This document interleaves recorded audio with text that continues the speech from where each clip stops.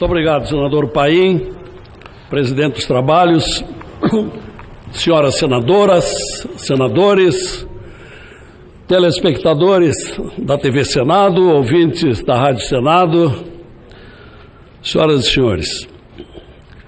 Um estranho e curioso binóculo de cor laranja esteve durante toda a semana passada instalado ali, no gramado da Esplanada dos Ministérios, fronteiro ao prédio do Congresso Nacional.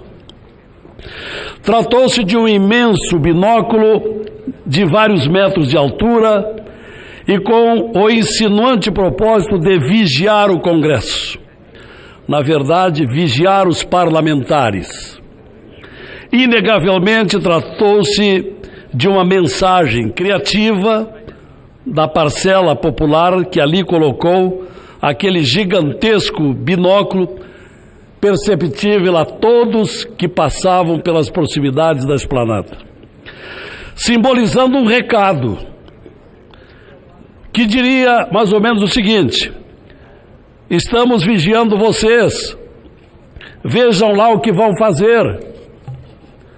Pelo que apurei, com minha assessoria de comunicação, esta vigilância simbolizada no binóculo foi criada pela agência de publicidade Léo Burnet, destinado ao projeto O Poder do Voto, que desenvolveu um aplicativo de celular para os eleitores monitorarem deputados e senadores.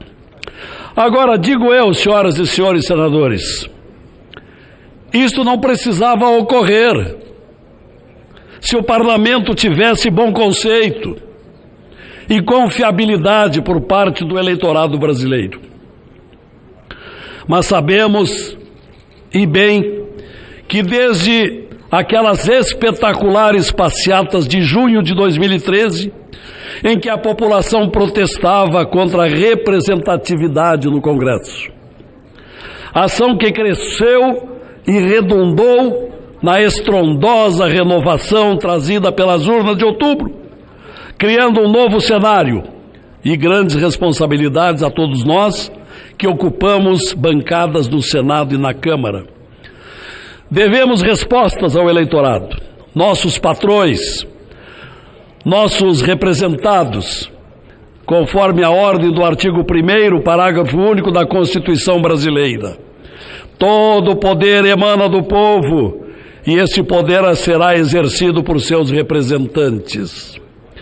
É por isso que tanto lutamos pelo voto aberto, até bem poucos dias, nas eleições para a composição da mesa do Senado e nas escolhas das presidências das comissões temáticas. Nós não somos proprietários de nossos mandatos.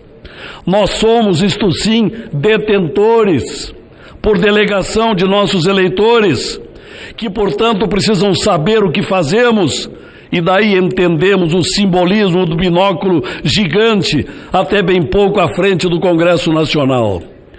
Nós, isto sim, usamos a estrutura do Poder Legislativo para o exercício do mandato, o que deve ser feito com transparência, probidade e eficiência.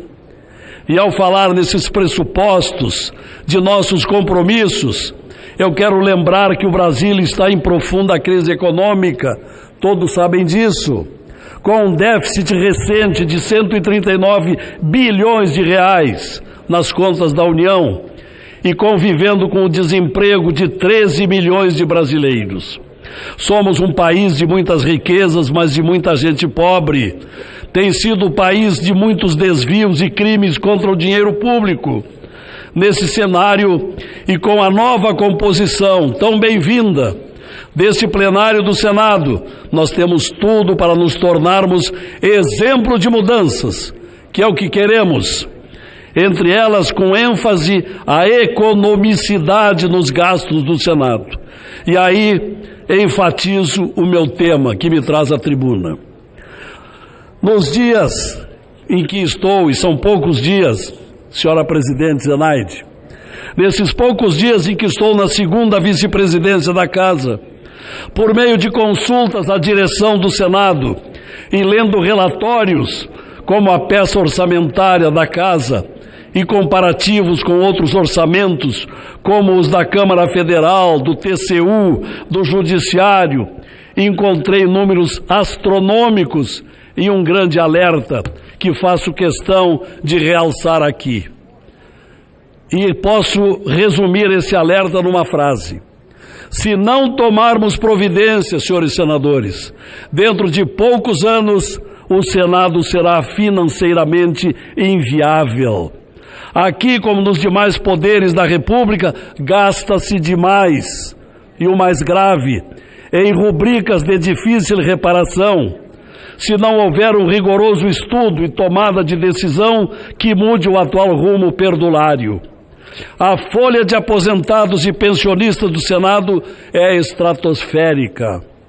Uma vez somada esta folha aos compromissos com o pessoal ativo, somamos 84,19% com gastos de pessoal. Repito aos brasileiros que nos acompanham pela TV e Rádio Senado: nós somamos 84,19% com gastos de pessoal, 45,66% com aposentados e pensionistas. Isto é, estamos muito próximos dos 50% do gasto com pensionistas e aposentados. Isto me faz lembrar o meu estado do Rio Grande do Sul, que gasta atualmente 54% da sua folha com aposentados e pensionistas, isto é, com inativos. O Senado não está longe, senhores senadores. 45,66% gasta-se com aposentados e pensionistas e 33,97% com o pessoal ativo, aí incluídos os servidores em geral, contratados e os próprios senadores em atividade. Portanto, repetindo, conforme o relatório administrativo formulado pela Governança e Gestão Estratégica da Casa, o orçamento previsto para este ano de 2019, pasmem, apavorem-se os brasileiros que pagam impostos, o orçamento do Senado para este ano é de 4 bilhões, 503 milhões, 15.766 reais. Para uma casa de 81 senadores, um orçamento de 4 bilhões e meio é muito dinheiro. Precisamos então, senhoras e senhores senadores, pela responsabilidade que temos com o dinheiro público e com a própria existência desta casa, nos preocupar com os gastos atuais, refletirmos sobre tão vultosas despesas e com o futuro do Senado Federal. E por que não darmos o exemplo de preocupação e tomarmos providências, mostrando a que viemos, entendendo o recado das urnas, que exigiu transparência, moralidade, legalidade, publicidade e eficiência, justamente os princípios inscritos no artigo 37 da Constituição Federal. É verdade que os outros poderes também gastam muito. Poder Judiciário, Câmara Federal, Executivo, Ministério Público, Tribunal de Contas. Mas que comecemos então pelo Senado, até como exemplo aos demais, a quem nos acomete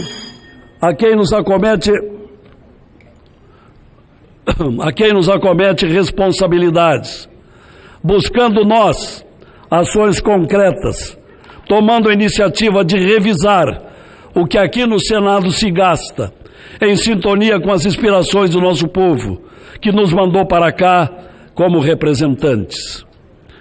E a este povo e a ele que devemos respeito e eficiência no exercício do mandato.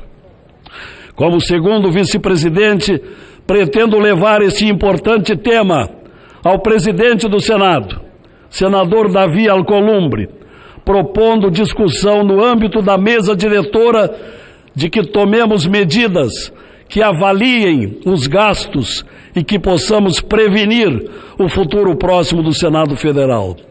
Lembro que é imperioso também cotejar Estou concluindo, senhora presidente.